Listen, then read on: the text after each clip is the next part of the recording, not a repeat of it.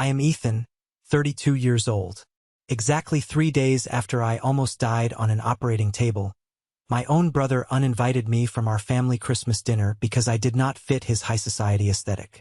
While I was lying on my living room sofa, pale, weak, and wrapped in heavy blankets trying to recover from an emergency appendectomy with severe complications, Julian called to tell me that my presence would completely ruin his high-end networking event disguised as a holiday family gathering.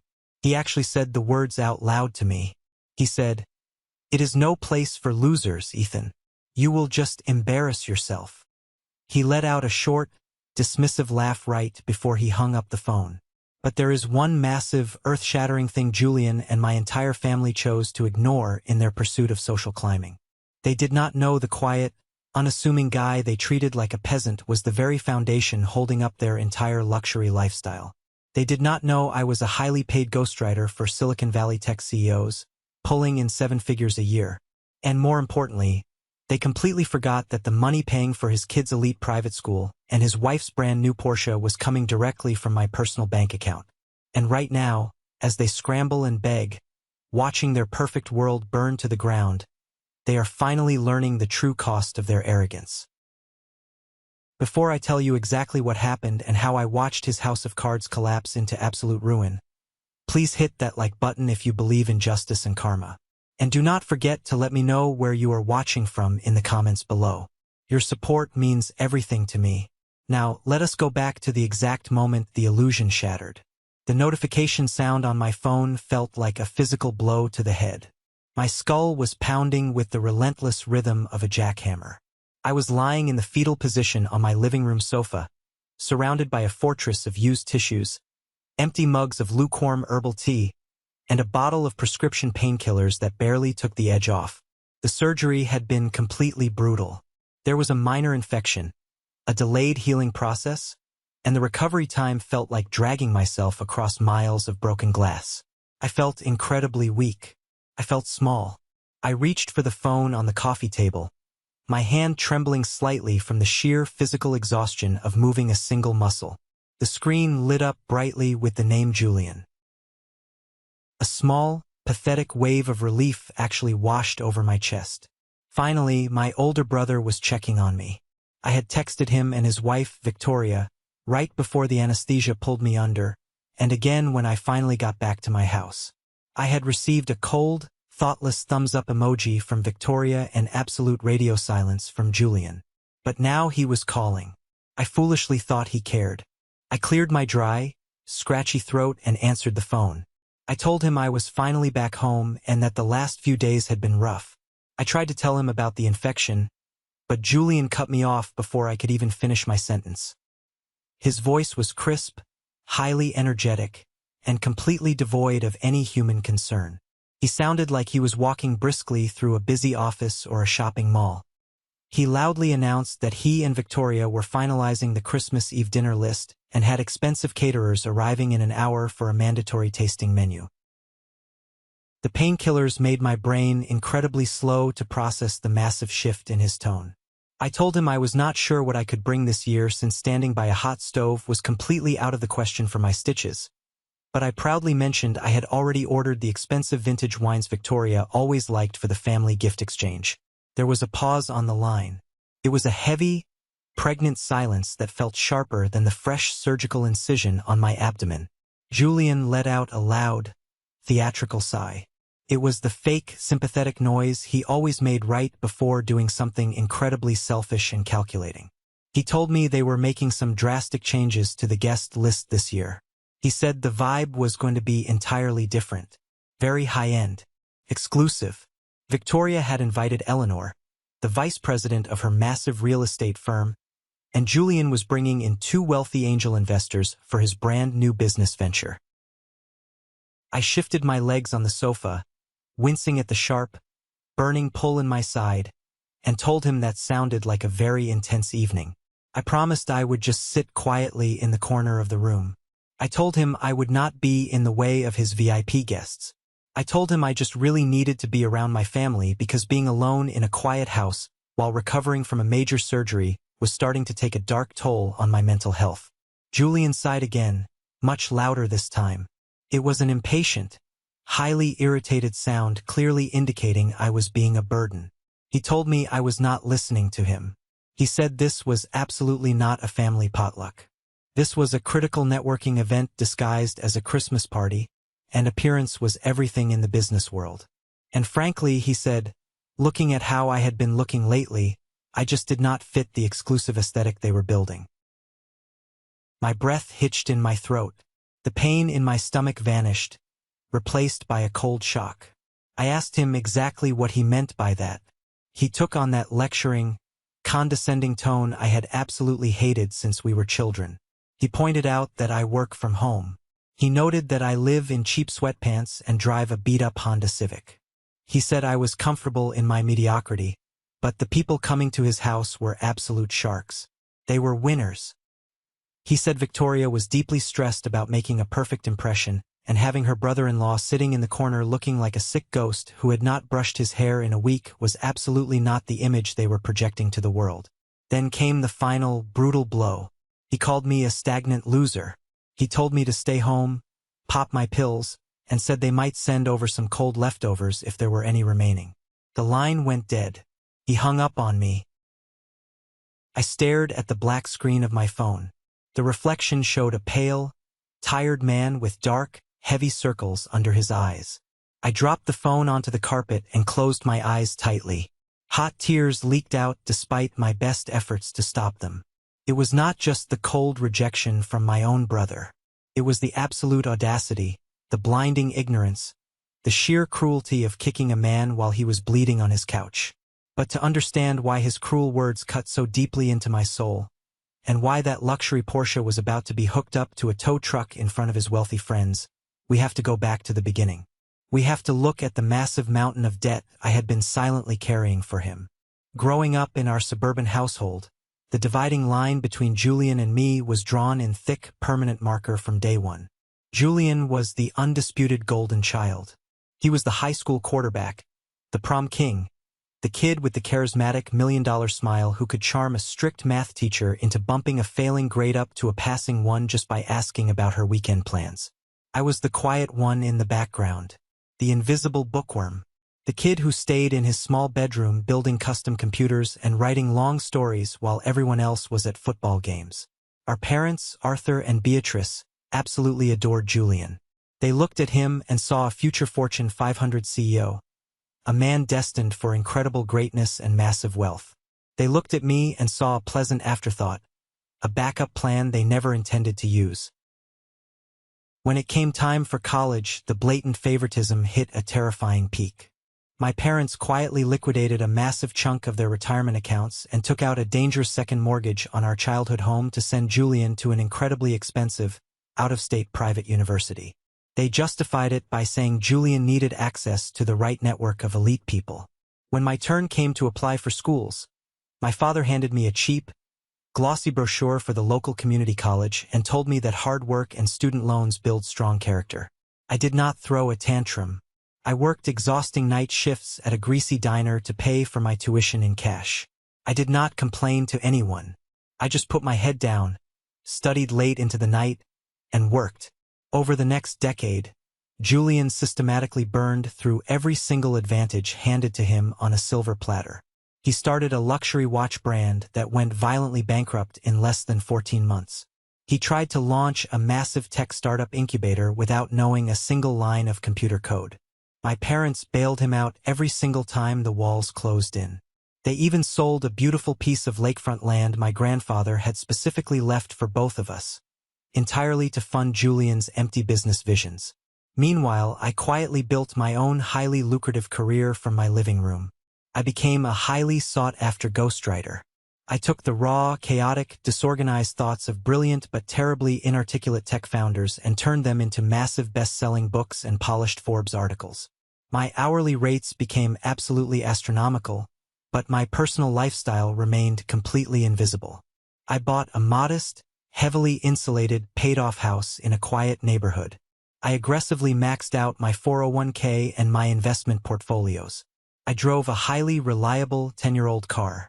I did not need a shiny Rolex on my wrist to know exactly what time it was. 3 years ago, the fake reality Julian built came crashing down violently on his head. It was a freezing Tuesday night in November, pouring heavy rain. There was a frantic, terrifying knocking at my front door. I opened it to find Julian soaked to the absolute bone, his eyes red and swollen from crying. He looked completely terrified. He stepped into my hallway, collapsed against the wall, and broke down completely. He confessed the dark truth he had been hiding from our parents. His credit cards were maxed out to the absolute limit. He was 3 full months behind on his massive, bloated mortgage payments. And Victoria, his beautiful, incredibly shallow wife who had grown up with a silver spoon in her mouth, was actively packing her expensive luggage.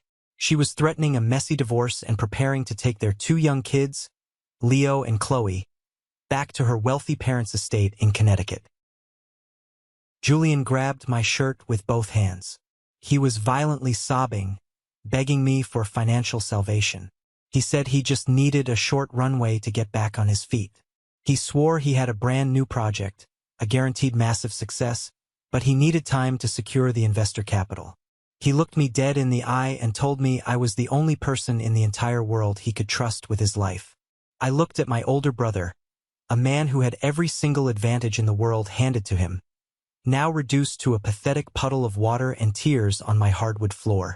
I thought about my nephew Leo, who was 7 years old at the time and struggling with math.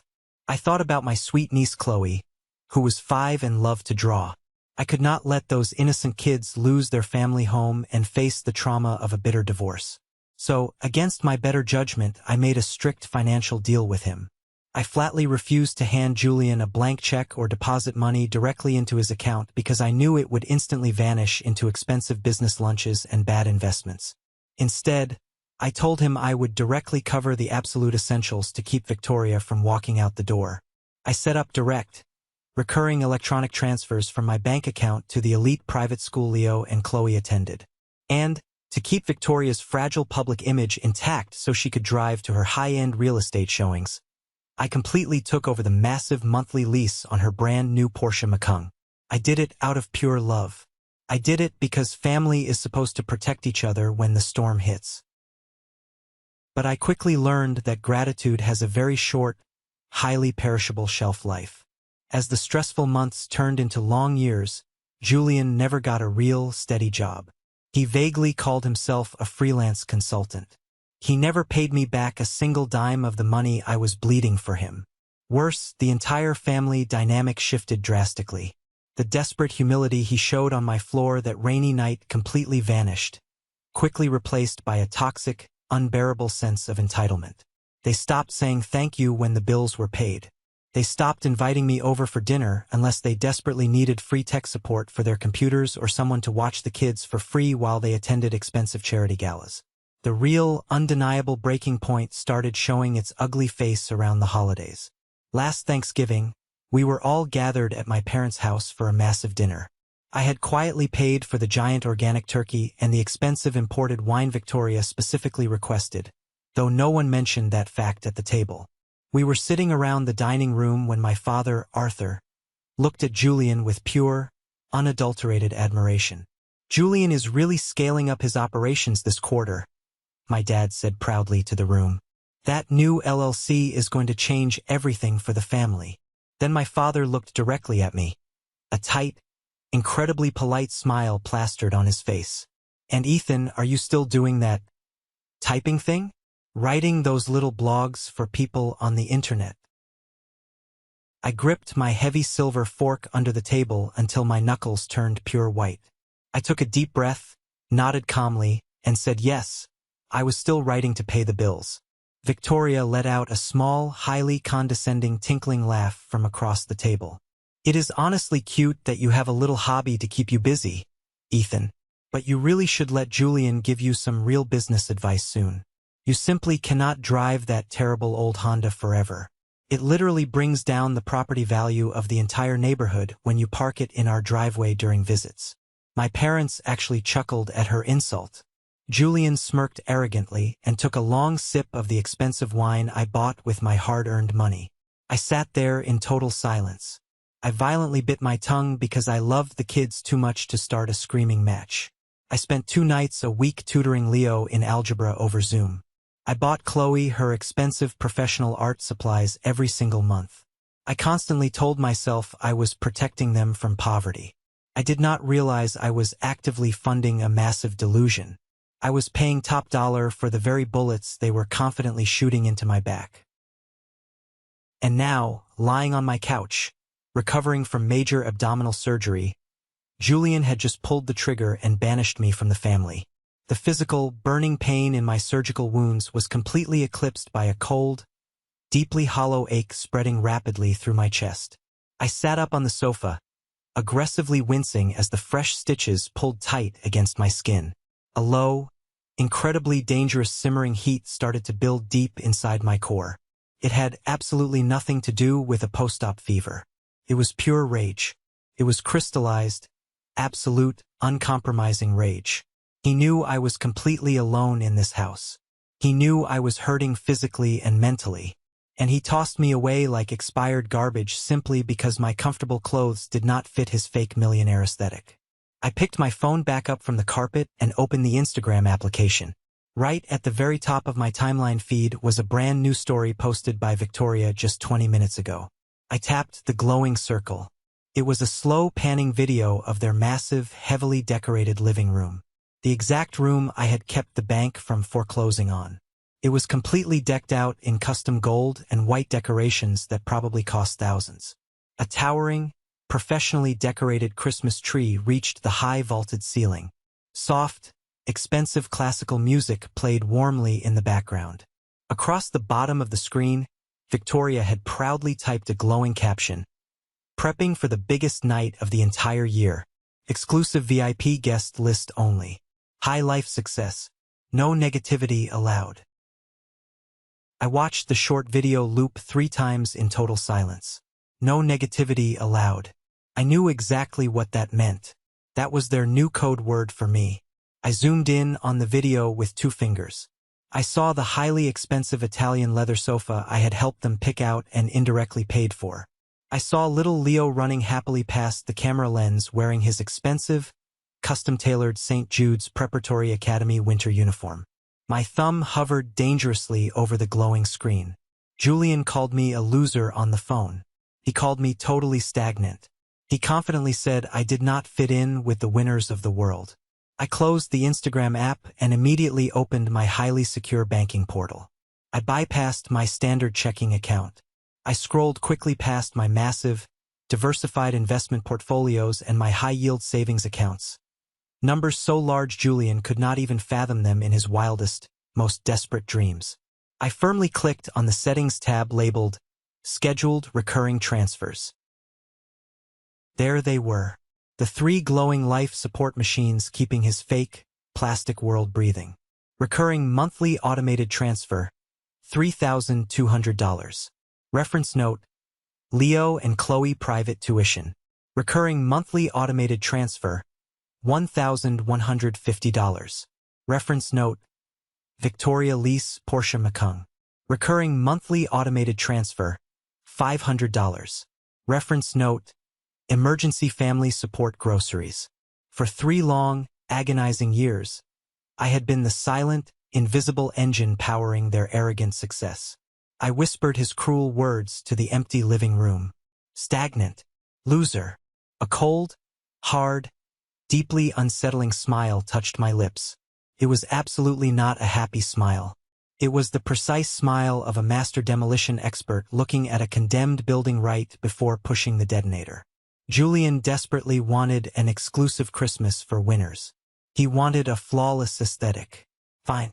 I would give him exactly what he asked for. But he completely forgot the cardinal rule of high society. True winners pay their own massive bills. My thumb hovered heavily over the red cancel button for the St. Jude's private school tuition. A strange, incredibly powerful wave of calm washed over my entire body, completely displacing the hurt, the betrayal, and the deep humiliation. I tapped the glass screen. The banking app prompted me with a strict warning. Are you absolutely sure you want to permanently cancel this recurring transfer? This critical action cannot be undone. I tapped yes. Transfer successfully canceled. $3,200 a month, permanently gone. The next massive payment was due to the school in exactly 3 days. I moved swiftly down the digital list. The luxury Porsche lease, $1,150 a month, due on the 15th of the month. Cancel. The grocery support fund they used for expensive sushi dinners. Cancel. I sat back heavily against the couch cushions. I had just effortlessly wiped nearly $5,000 of monthly tax-free income from my brother's life with 3 simple taps of my thumb. But I knew deep down that if I just stopped paying the bills, they would eventually notice when the school administration called or the burly repo man showed up in the driveway. I wanted them to know exactly why the financial well had suddenly run bone dry. I did not have to wait very long. Exactly 2 days later, my phone lit up brightly at 10 a.m. on the dot. It was Julian calling. I let the phone ring out and go straight to voicemail. It rang again instantly. Then came a frantic, fully capitalized text message. "Call me now, Ethan. Emergency." I waited 10 full minutes. I slowly walked to the kitchen, poured myself a tall glass of ice water, took a deep, centering breath, and finally called him back. "What did you do?" Julian screamed the absolute second the phone line connected. He did not say hello. He did not ask how my stomach was healing. He was in full, unfiltered panic mode, his voice cracking violently with pure hysteria. "The school administration just called me. Mr. Harrison said the massive payment bounced hard. He said you completely removed your credit card from the parent portal." "Good morning to you too, Julian," I said, keeping my vocal tone entirely flat, calm, and completely devoid of any human emotion. "How is the exclusive Christmas prep going?" "Do not play your sick games with me, Ethan," he yelled loudly. "I am in the middle of a critical meeting. Harrison said if the tuition balance is not paid in full by 5 p.m. today, both kids are permanently unenrolled for the upcoming spring semester. What the hell is going on? Did your stupid bank screw up the transfer?" "No," I said calmly, taking a slow sip of water. "I canceled it." The heavy silence on the other end of the line was absolute and deafening. For 5 long, glorious seconds, I only heard his ragged, panicked breathing echoing in the receiver. "You, what? Why? Why in God's name would you do that to us?" "Because," I said, channeling every single ounce of freezing ice in my veins, "I am a loser. Remember? You proudly told me 2 days ago on the phone. This family is no place for losers. And losers do not pay for elite private schools, Julian. Real winners do. And since you are such a massive, successful winner now, with your high-end corporate friends and your exclusive aesthetic party, I figured you did not need my stagnant loser money anymore." "You petty, vindictive piece of trash," he sputtered violently, desperately grasping for words. "You are doing this right now? Right before Christmas Eve? You are intentionally punishing Leo and Chloe because I accidentally hurt your fragile feelings." "I am absolutely not punishing anyone," I corrected him sharply, cutting through his manipulation. "I am simply stepping back. You clearly stated I bring the energy down. You said I embarrass you and Victoria. Well, neither does my money. You absolutely cannot have it both ways, Julian. You cannot treat me like garbage in private and use me as a free ATM in public." "It is $3,000, Ethan," he shouted, his voice echoing loudly in what sounded like an empty office stairwell. "I do not have that kind of liquid cash sitting around right now. I am heavily tying up capital for the new business launch." "Then maybe you should not be hosting a heavily catered party with expensive wine," I said coldly. "Or better yet, ask your 2 new angel investors. I am sure they would love backing a winner like you who cannot afford his kids' education." "You are completely ruining our lives," he shrieked, totally losing his composure. "Victoria is going to have a massive nervous breakdown. Do you have any idea how much pressure she is under to make this VIP party perfect?" "Actually, I do," I replied, twisting the knife just a fraction more. "Which is exactly why I also permanently canceled the lease payment on her Porsche Macan. It is due on the 15th. You might want to give her a heads up so she does not drive it to the country club and get stranded." He screamed a long, visceral string of terrible curses at me. He told me I legally could not do that the expensive car was registered in her name. I firmly reminded him that the money was coming straight from my account, and the Bank of Ethan was permanently and forever closed for business. I hung up the phone. My heart was hammering violently against my ribs. My hands were shaking. It felt terrible to hear my brother break down. But God, it felt amazing to finally stand up for myself. The desperate retaliation was swift and entirely pathetic. The family flying monkeys were immediately deployed to my phone. 2 hours later, my cell phone rang again. It was my mother, Beatrice, with Aunt Clara patched in on a three-way conference call. They did not ask how my surgery recovery was going. "Ethan, what is horribly wrong with you?" my mother demanded immediately, her voice trembling with manufactured, theatrical grief. "Julian is practically in tears. He says you cruelly cut off the children's education out of sheer, petty jealousy over his success." "He told you I was jealous?" I asked, laughing bitterly into the phone. "Did he happen to tell you he completely uninvited me to Christmas dinner because I am not high-class enough for his new friends? He is under massive corporate pressure." Aunt Clara chimed in, perfectly playing the ultimate manipulator role. "He is building a lasting family legacy. You have a little house and zero responsibilities. You have plenty of extra money sitting around. You are being incredibly selfish and cruel. Family always helps family, Ethan." "Family respects family," I fired back without hesitation.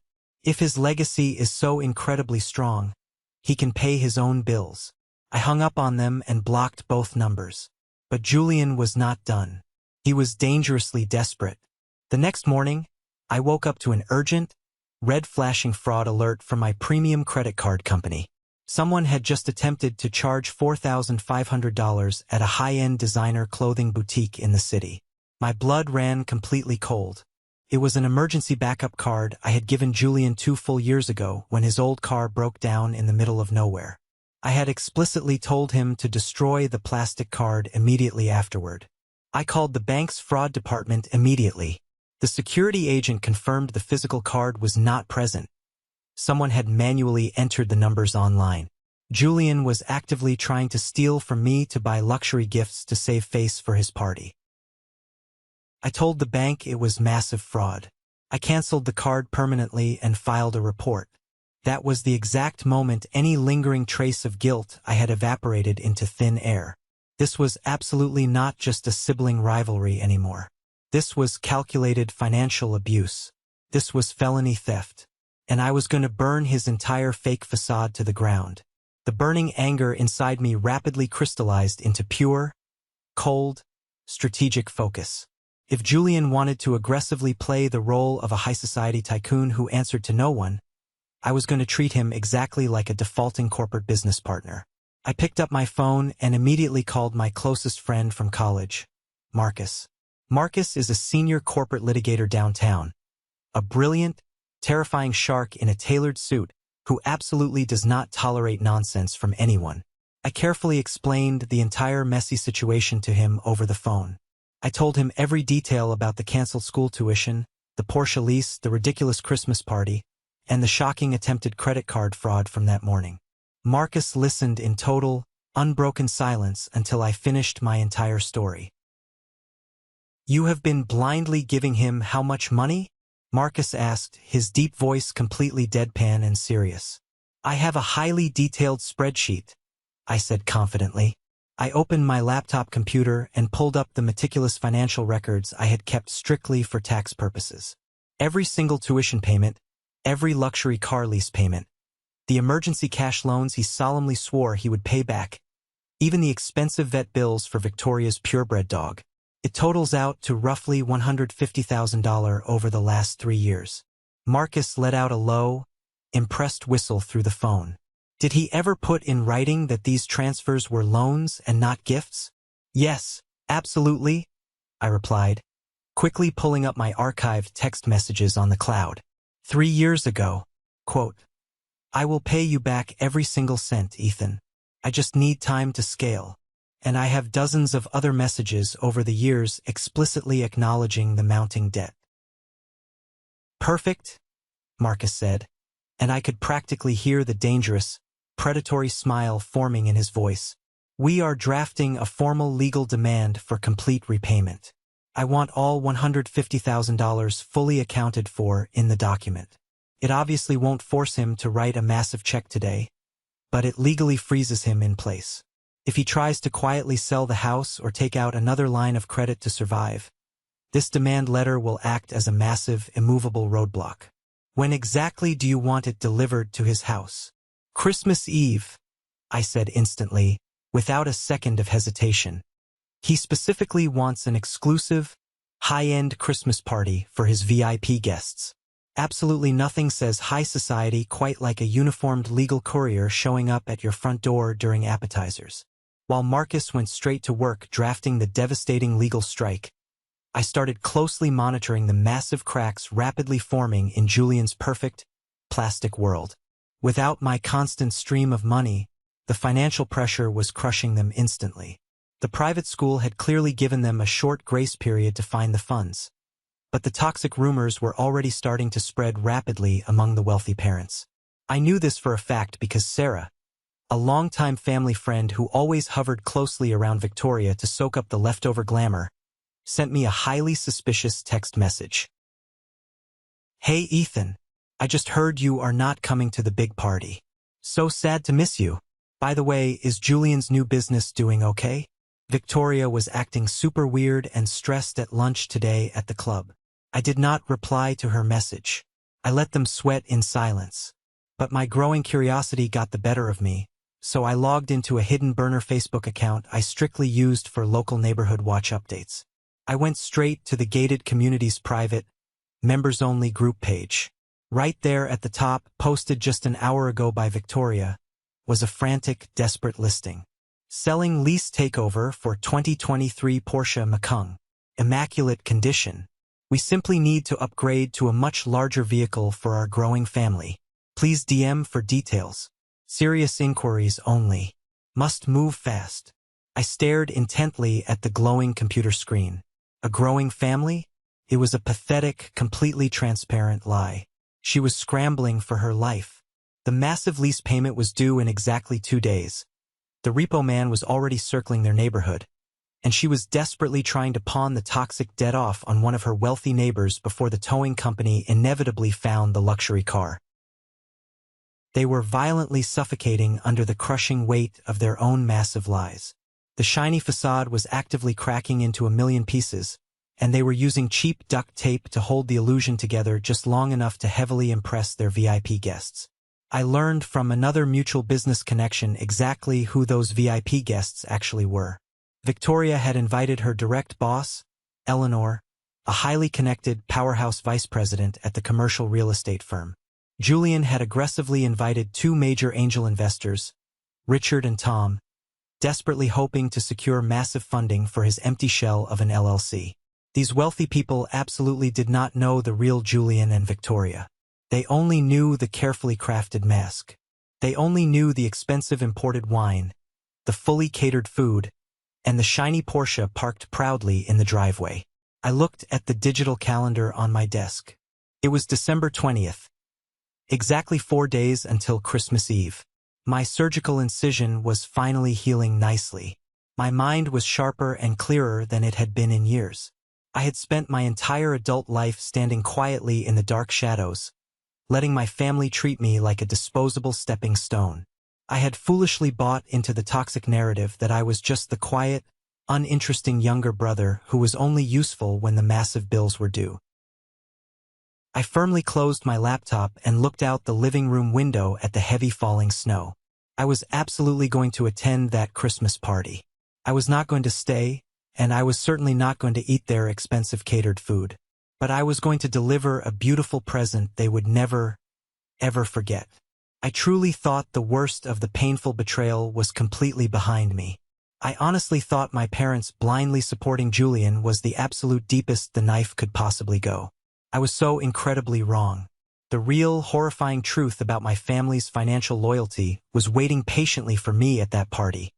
and it was going to change absolutely everything I thought I knew about my own blood. Christmas Eve finally arrived in our city, and it brought with it a brutally cold, biting winter wind that seemed to easily slice right through the heavy glass of my car windows. I sat silently parked in my 10-year-old, fully paid-off Honda Civic just down the street from Julian's massive, sprawling suburban house. Or, at least, the sprawling house that the bank still technically owned for a few more weeks until harsh reality completely caught up with his massive financial lies. I sat there alone in the driver's seat, the heater of my old car struggling to keep the freezing temperature at bay, simply watching the heavy, wet snow rapidly accumulate on the hood of my car. I was absolutely not invited to this highly exclusive holiday gathering. I fully knew that. My own older brother had made that painfully, abundantly clear when he called me while I was bleeding on my couch to tell me my presence would entirely ruin his corporate aesthetic. But I had two small presents resting carefully in the back seat of my car, wrapped in simple, unassuming brown paper. One was a highly specialized, incredibly expensive coding kit for my bright young nephew Leo. The other was a professional-grade watercolor art set for my niece Chloe. I flatly refused to let my older brother's massive, fragile ego completely rob his innocent children of a relationship with their uncle on Christmas. They did not deserve to be punished for the sins of their greedy parents. My tactical plan for the cold evening was incredibly simple and straightforward. I was going to quietly walk up the long driveway, drop the two wrapped gifts right at the front door, send a quick text message to Julian to let him know they were sitting there on the porch, and immediately leave the premises before I could be insulted, degraded, or humiliated by my toxic family ever again. I looked down the pristine, perfectly manicured street. The strict local homeowners association, the HOA, mandated perfectly uniform holiday lights for all residents, and every single massive house on the wealthy block strictly complied with the expensive, glowing aesthetic. But as I sat there watching the quiet street through the falling snow, a sleek, black corporate town car slowly pulled up to Julian's driveway. A sharp, incredibly elegant woman wearing a stunning emerald green wool coat stepped out into the freezing cold night. I instantly recognized her face from the professional corporate profile photos Victoria was always proudly showing off to our family. It was Eleanor, the powerhouse vice president of the commercial real estate firm where Victoria worked. Eleanor was the exact woman Victoria was desperately hoping would hand her a massive, lucrative promotion and a massive salary increase in the upcoming year. Right behind the corporate town car, a brand new electric Tesla silently rolled to a stop at the curb. Two older men in highly expensive, custom-tailored suits stepped out onto the snowy sidewalk. These were Richard and Tom. The two wealthy angel investors Julian was aggressively trying to court to secure massive funding for his completely empty shell of a business venture. Julian's house was practically glowing against the dark, freezing winter sky. Every single large bay window was ablaze with warm, inviting golden light. I could easily see the dark silhouettes of wealthy people moving smoothly inside the living room, holding elegant crystal wine glasses and laughing loudly at jokes I could not hear. It looked completely perfect from the outside. It looked incredibly expensive. It looked exactly like a massive, carefully constructed, incredibly fragile lie. I took a deep, steadying breath, grabbed the two wrapped gifts from the back seat, and stepped out of my car into the biting winter cold. My heavy winter boots crunched loudly on the frozen pavement as I walked purposefully up the long, winding driveway. As I approached the large three-car garage, I noticed something incredibly pathetic and deeply revealing about their current situation. Victoria's white Porsche Macan was absolutely not parked proudly in the center of the driveway for the VIP corporate guests to admire. Instead, the luxury vehicle was aggressively squeezed into a dark, narrow spot on the far side of the house, partially hidden behind tall, thick evergreen bushes. She was intentionally hiding the expensive car from the street view. She absolutely knew the repo man was actively scanning license plates in her zip code tonight, and she was terrified of losing her ultimate status symbol before the VIP party ended. I reached the massive, solid oak front door and firmly raised my gloved hand to knock. Before my knuckles could even graze the dark, polished wood, the heavy door violently swung open from the inside. There stood Julian, He was wearing an incredibly ridiculous, dark burgundy velvet tuxedo jacket that probably cost more than my entire first year of college tuition. His hair was perfectly styled and slicked back, and he held a heavy crystal glass of expensive imported scotch in his right hand. The bright, fake, charismatic smile on his face instantly vanished the absolute second his eyes locked onto mine. His face completely drained of all color, turning a sickly, terrifying shade of pale gray. He looked like he had just seen a ghost standing on his porch. "What in the hell are you doing here?" Julian hissed viciously, quickly stepping outside into the freezing cold and pulling the heavy front door partially shut behind him to physically block the view of the bright, warm party inside. "Merry Christmas to you too, Julian," I said calmly, keeping my voice entirely steady despite the massive surge of adrenaline currently hammering against my ribs. "I am just dropping off these gifts for Leo and Chloe. I am absolutely not staying to ruin your exclusive corporate aesthetic. Just take the boxes so I can go home." I shoved the brown paper packages toward his chest. Julian did not take the boxes.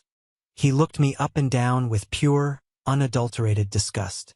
I was wearing comfortable dark denim jeans, a thick wool winter coat, and a simple knitted scarf. I looked exactly like what I was.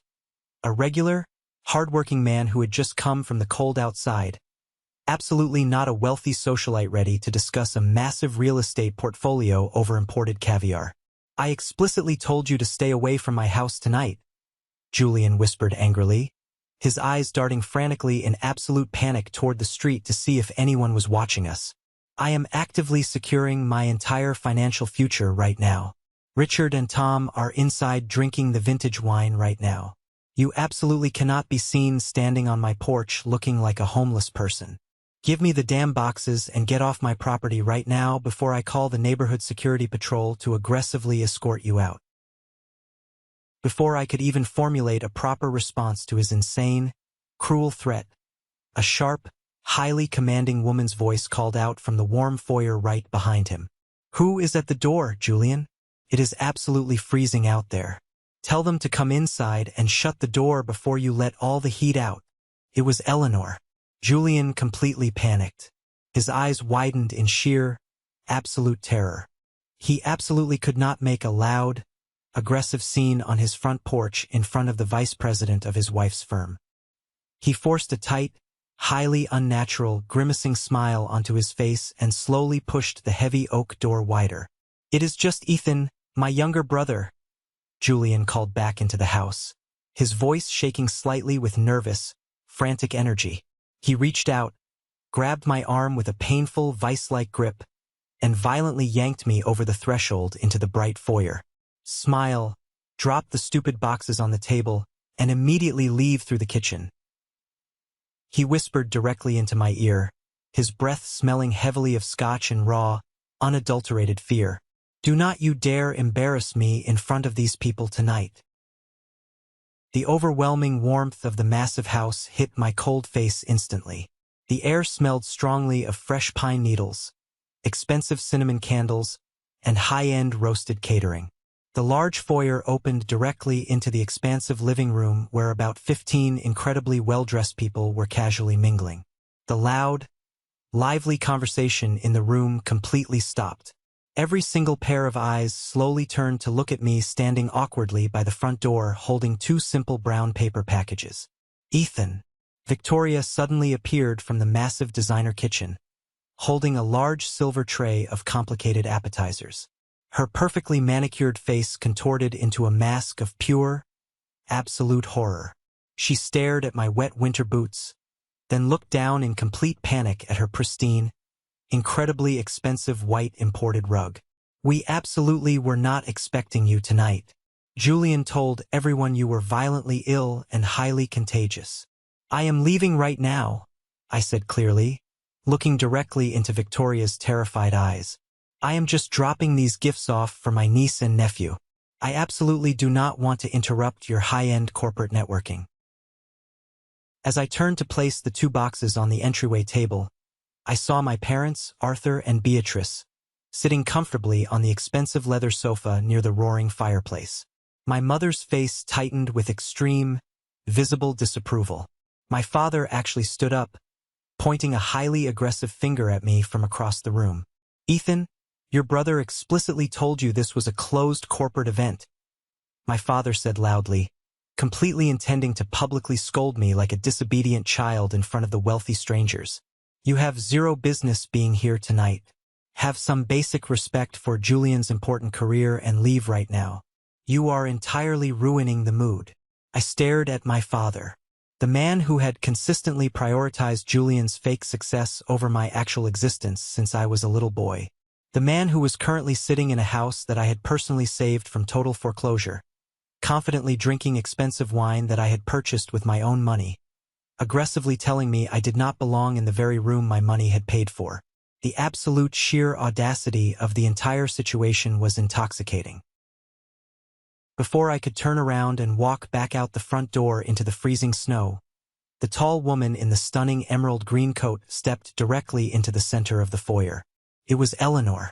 She was holding a crystal glass of champagne, looking incredibly elegant and utterly intimidating. She completely ignored Julian, Victoria, and my visibly angry parents. She squinted her sharp, analytical eyes directly at my face, tilting her head slightly as if trying to solve a highly complex puzzle. Wait just one single moment, Eleanor said, her commanding voice easily cutting through the tense, awkward silence of the large living room. She took 2 slow, purposeful steps toward me. Ethan? Ethan as in Ethan the ghostwriter? The exact man who structurally edited and entirely rewrote the Horizon Tech CEO memoir last spring. The entire living room went completely dead silent. You could have easily heard a single pin drop on the expensive hardwood floor. Julian aggressively blinked his eyes, completely confused and entirely derailed by the unexpected interaction. He let out a high-pitched, incredibly nervous laugh that sounded more like a dry choke. What? No, Eleanor. There must be a massive misunderstanding here. Julian stammered loudly. This is just my little brother, Ethan. He just writes silly little blogs on the internet from his couch. He is currently in between real jobs right now, struggling a bit financially. You know how the economy is right now. We kindly try to help him out with family charity where we can. He was actually doing it again, right to my face, in front of a room full of corporate VIPs. He was intentionally painting me as a pathetic charity case to desperately elevate his own fake status. Eleanor completely ignored Julian's frantic babbling. She walked right up to me, extending her hand with a look of pure, unadulterated professional reverence. You are the absolute best structural editor and ghostwriter on the entire East Coast, Eleanor said loudly, ensuring every single wealthy investor in the room heard her words clearly. My chief executive officer actively tried to hire you on a massive retainer contract last year. You cost an absolute fortune. Your corporate lawyer told us your private waiting list for new clients was over 6 months long, and you firmly rejected our massive salary offer without a second thought because you were fully booked with Silicon Valley billionaires. I smiled a small, highly genuine smile and confidently shook her extended hand. It is actually an 8-month waiting list now, Eleanor. It is incredibly nice to finally meet you in person. Your CEO runs a brilliant operation, but my schedule was simply too full to take on another massive project at the time. Julian's face instantly drained of every single drop of remaining color.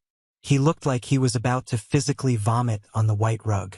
The fake narrative he had carefully constructed for years was violently slipping through his trembling fingers. I really think you are horribly mistaken, Eleanor, Julian stammered loudly, desperately trying to regain control of the room. Ethan heavily relies on us for money. He drives a rusted 10-year-old Honda. He does not have corporate clients. I think we should entirely stop pretending right now, Julian. I interrupted him, my voice carrying clearly and powerfully through the silent, highly attentive room. Ethan, please do not do this right now. Victoria warned me from the kitchen doorway, her voice trembling violently with absolute, sheer panic. Her hands were shaking so badly the silver appetizer tray was loudly rattling against her rings. Do not do what exactly, Victoria? I asked calmly, slowly turning my head to face her. Do not tell your wealthy corporate guests that I paid the massive cash deposit for the expensive catering they are currently eating. Do not tell them I bought the vintage wine they are drinking from my personal checking account. He is highly medicated, Julian suddenly shouted at the absolute top of his lungs, his voice echoing frantically off the vaulted ceiling. He just had major abdominal surgery. He is suffering from intense post-surgery delirium. He absolutely does not know what he is saying. Please, everyone, just ignore him. I am absolutely not confused, Julian, I said loudly, reaching my hand deep into my thick winter coat pocket. I slowly pulled out a thick, heavy manila envelope. It was absolutely not a Christmas gift. It was the devastating legal packet my aggressive lawyer, Marcus, had officially drafted. And I am absolutely not a stagnant loser. Losers do not completely fund your fake luxury lifestyle for 3 full years while you pretend to be a wealthy corporate tycoon to your friends. I walked purposefully over to the expensive glass side table, directly next to where Richard and Tom, the 2 massive angel investors, were standing in complete shock. I firmly placed the heavy legal envelope down onto the glass with a loud, incredibly satisfying thud. That document is a formal, legally binding demand for the immediate repayment of the $150,000 I have personally loaned you since 2023, I said, addressing the entire room of VIP guests but keeping my hard eyes locked entirely on my older brother. That massive sum officially includes the expensive private school tuition for your children that you lied and told everyone you paid with your corporate bonuses. It also strictly includes the massive monthly lease on the white Porsche Macan parked outside. You are completely lying, Julian screamed violently, physically lunging forward toward the glass table to grab the envelope. Richard, the taller of the 2 wealthy investors, instantly stepped directly in front of Julian, holding his hand up like a strict traffic cop. Let the man speak, Richard said coldly, his sharp eyes narrowing dangerously at Julian's pathetic display. I permanently canceled all of the automated bank payments 3 weeks ago, I continued, feeling physically lighter and incredibly powerful with every single word leaving my mouth, because you proudly told me on the phone that I did not fit your exclusive aesthetic. You were right. I absolutely do not fit in here, because I actually pay my own bills with my own money. Ethan, you are completely ruining this family. My father, Arthur, suddenly yelled from the sofa, his face turning a dark, dangerous shade of purple. How dare you embarrass your brother like this? We gave Julian our entire retirement savings. We completely drained your future college fund and your grandfather's inheritance to build his business. If you destroy his reputation tonight, you destroy us all. We have absolutely nothing left. The secondary twist hit the room like a massive, devastating earthquake. My own parents had secretly bankrolled his early failures using money that rightfully belonged to both of us, completely pushing themselves to the absolute brink of poverty just to maintain Julian's golden child status. They had literally bet their entire lives on a losing horse, draining their 401k accounts, and now they were aggressively demanding I pay the terrible gambling debts to save their fragile egos. Suddenly, the dark living room was violently bathed in pulsing, aggressive orange and yellow light. The bright flashing colors were coming directly from the massive bay window facing the street. Everyone in the room simultaneously turned their heads toward the glass. Outside in the freezing snow, a massive, heavy-duty tow truck had aggressively backed directly into the driveway, completely blocking the elegant corporate town car and the electric Tesla.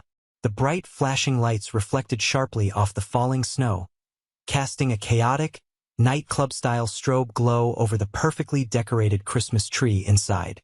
A large, burly man wearing a thick high-visibility jacket aggressively hopped out of the truck cab holding a metal clipboard. He confidently walked right up to the heavy oak front door, which Julian had left partially open, and knocked loudly on the glass panel. "I am looking for a Victoria," the repo man shouted loudly, his rough voice slightly muffled but incredibly audible through the cold glass. "I have a highly expedited legal order for the immediate repossession of a 2023 white Porsche Macan. I see it hiding on the side of the house. You can hand me the electronic key right now, lady, or I can forcefully use the steel hook to drag it out of the bushes. Your absolute choice. The crushing silence inside the massive living room was absolute, total, and completely suffocating. Victoria's hands finally gave out. She violently dropped the heavy silver tray of expensive appetizers directly onto the hardwood floor. The loud, sharp crash of breaking ceramic plates and the messy splatter of shrimp cocktail flying across the pristine white rug was the absolute only sound echoing in the massive house. Eleanor, the vice president, slowly looked out the bay window at the flashing yellow lights of the tow truck, then looked directly down at the thick legal demand letter resting ominously on the glass table, and finally locked her highly disappointed eyes on Julian. Her facial expression was absolutely not angry.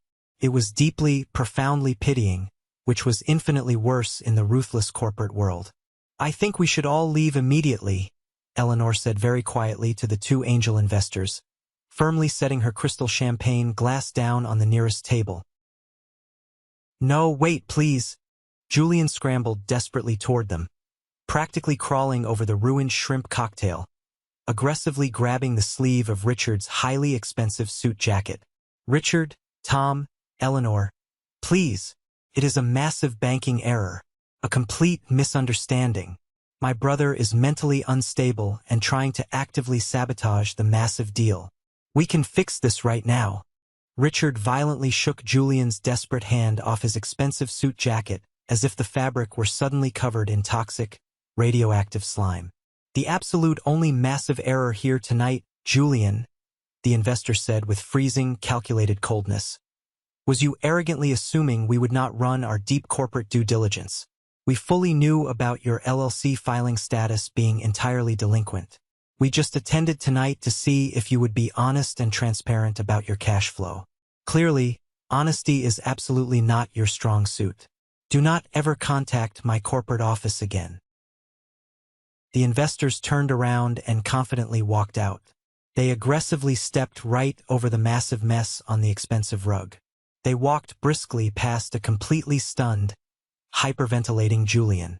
They walked straight out the heavy front door, completely ignoring the burly repo man who was currently operating loud hydraulic machinery to firmly hook up Victoria's beloved white Porsche, and disappeared into the freezing winter night.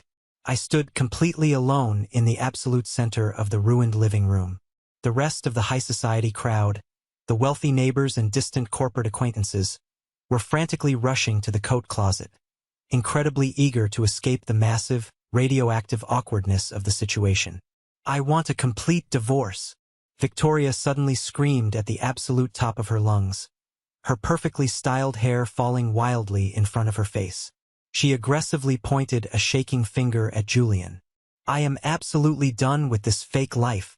I am filing for full custody of Leo and Chloe, and I am moving back to my parents' estate tomorrow morning. You completely ruined my professional career in front of my boss. Julian slowly turned his head to look at me. He looked incredibly small. He looked rapidly aged. The ridiculous burgundy velvet jacket suddenly looked like a cheap, poorly fitted costume from a terrible high school play. You completely ruined my life, he whispered brokenly, hot tears streaming rapidly down his pale face. You destroyed absolutely everything I built. No, Julian, I said calmly, slowly buttoning up my thick winter coat to prepare for the freezing weather outside. I absolutely did not destroy anything. I just finally turned the bright lights on so everyone could see the rot. The immediate aftermath was absolutely not an explosive, violent physical fight. It was a slow, pathetic, agonizing deflation of massive egos. I did not stay in the cold driveway to watch the beautiful luxury car get violently towed away into the night. I did not stay to listen to Victoria violently screaming about hiring a vicious divorce lawyer to claim full custody of the children and every last penny in their empty accounts. I did not stay to hear my parents aggressively crying about their completely lost retirement funds and their ruined social standing. I simply walked out the front door, confidently got into my highly reliable, fully paid-off Honda, sat quietly in the driver's seat, and just breathed. For the absolute first time in many long years, the crushing, suffocating weight on my chest, the exhausting secret-keeping, the massive financial stress, and the constant, draining need to blindly protect my terrible family from harsh reality was completely gone. The dramatic death of that toxic family dynamic felt exactly like a long overdue funeral, but instead of immense grief, I only felt incredible, overwhelming peace. I drove home, made myself a massive cup of hot chocolate, and watched a comedy movie. I spent Christmas Day entirely alone in my quiet house, and it was easily the most peaceful, wonderful holiday I had ever experienced in my entire life. In the stressful months that closely followed the disastrous party, the fake house of cards collapsed completely into absolute dust.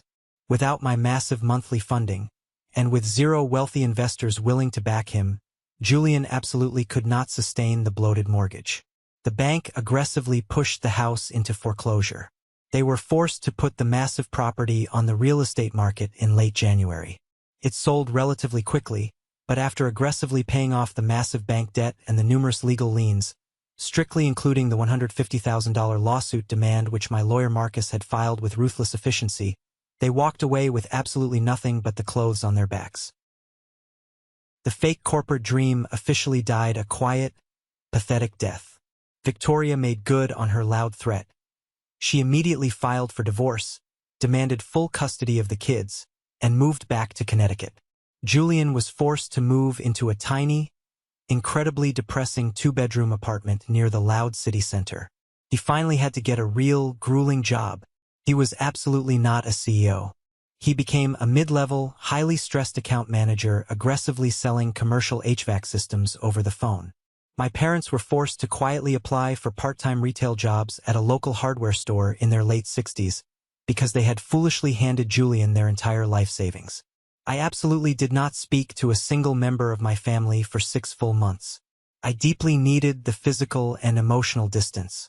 I needed the quiet time to properly heal from the devastating realization that my parents and my older brother had solely viewed me as a disposable financial resource rather than a human being.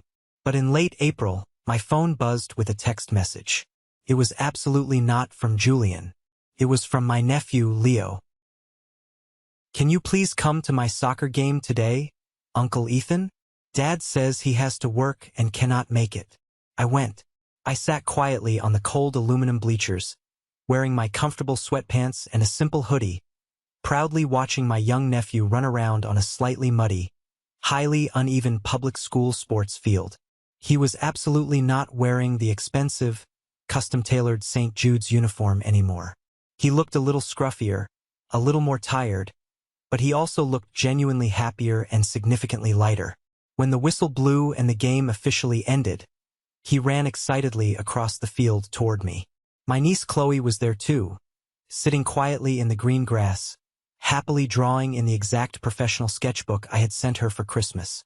"Uncle Ethan," Leo shouted, throwing his arms around me and getting wet mud all over my clean jacket.